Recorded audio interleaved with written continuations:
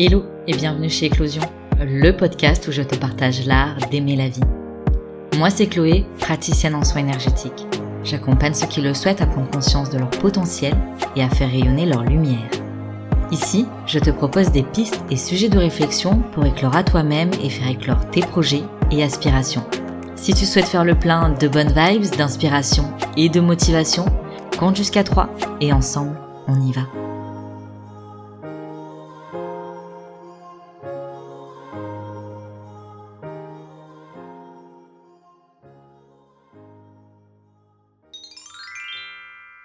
Bon, il faut que je t'avoue quelque chose pour cet épisode, c'est que l'air de rien, le podcast me fait poser des questions. Des questions sur ce que je peux t'apporter et surtout, comment je te l'apporte. Tu as compris, je pense que je ne donne aucune formule magique, aucune réponse. Je ne t'offre que des questions auxquelles tu es libre de chercher tes propres réponses, ou pas. Je ne suis pas sauveuse, ni savante. Je ne prétends tenir aucune vérité avec un grand V, seulement la mienne. Aujourd'hui, je te partage une réflexion faite suite à une conversation que j'ai eue avec un collègue, qui m'a dit un jour « Mais Chloé, il y a des gens qui peuvent pas évoluer, changer, même s'ils essayent, ils ne peuvent pas. » Et j'avais rien à répondre à cela. Rien à part mon cœur serré qui refuse de croire à ça. Parce que j'ai ce profond espoir que chacun peut transformer sa vie, que chacun peut non pas trouver son bonheur, mais le créer. Créer son bien-être à sa façon. Je crois sincèrement que chacun de nous peut trouver un moyen pour se sentir bien dans sa vie et dans sa relation à lui-même. J'ai foi en la réalisation de chaque être humain, quel que soit son passé, son histoire, ses souhaits d'avenir et ses rêves. Cependant, cette conversation m'a fait me poser une question. Comment t'as fait toi, Chloé ? À quel moment t'as eu ce changement de vision de la vie ? À quel moment tu t'es dit que les impossibles étaient possibles ? Ouais, ça fait plus d'une question, mais t'as compris.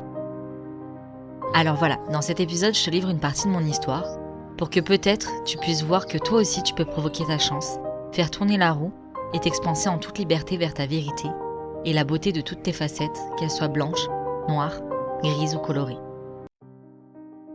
Parce que la vie que j'ai aujourd'hui n'est pas le hasard d'une chance qui m'est tombée dessus. Ma vie n'a pas toujours été rose. Entre mes 0 et 10 ans, j'ai connu séparation, violence et abus. Un résumé en 3 mots qui laisse transparaître une histoire qui n'a rien de rose, et la suite de l'histoire, elle a aussi été ponctuée d'épisodes plus ou moins longs, bien merdiques. Alors je te dis pas ça pour qu'on sorte les mouchoirs, loin de là, parce que tu vois, je pense pas qu'il y en ait un de nous qui a une histoire ou un passé simple. Chacun à son niveau.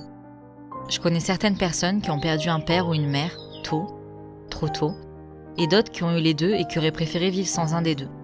Je connais des personnes qui ont eu des relations fusionnelles avec leurs parents, d'autres qui n'ont pas eu un geste d'attention. Dans chaque histoire, il y a des points noirs. On a tous nos histoires sombres. Ce que je veux te dire ici, c'est que déjà, il y a toujours pire que nous, mais aussi qu'on pourra jamais dire ce que j'ai vécu, c'est pire que toi. Parce qu'au milieu de tout ça, il y a comment tu l'as vécu toi, quelle approche tu as eue, et comment ton regard a évolué sur ton histoire. Si je pouvais tout recommencer, honnêtement, je ne changerais rien à mon histoire, parce qu'elle a fait de moi ce que je suis devenue.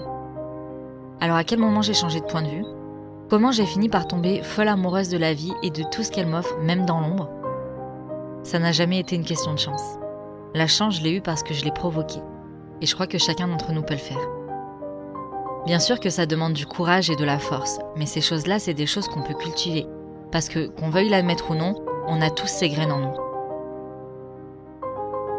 Après un événement difficile, ma mère m'a dit plusieurs fois « T'es la plus belle, t'es la plus forte et tu les emmerdes tous ». Ça voulait pas dire « crois-toi au-dessus des autres ». C'était plutôt quelque chose comme « ne laisse pas ça t'arrêter ». Parce que ta lumière est belle, en toi sommeille une force, continue d'avancer et trace ta route. Ne laisse pas ce que tu as vécu définir ce que tu vas devenir. Bien sûr, j'ai fait des détours, j'ai dû plonger en moi pour guérir, pour découvrir le trésor en moi, comme pourrait le dire Laurent Gounel. J'ai versé des larmes, parfois même des torrents. J'ai crié ma colère, ma tristesse et mon impuissance, parce que ça faisait partie du processus. Mais surtout parce que ça faisait partie de moi et que j'avais besoin de l'exprimer pour les libérer et laisser place à d'autres choses plus douces. Donc tu vois, la Chloé que tu vois aujourd'hui, c'est le résultat d'un cheminement personnel, de remise en question. Et ce qui me plaît le plus, c'est de savoir que c'est pas un résultat figé. Le cheminement personnel et les remises en question peuvent prendre du temps et c'est normal. Les belles choses prennent du temps. Un arbre est fort et solide parce qu'il prend le temps de faire ses racines, de croître puis de s'expandre. à son rythme. Au gré des saisons, il se renouvelle et croît.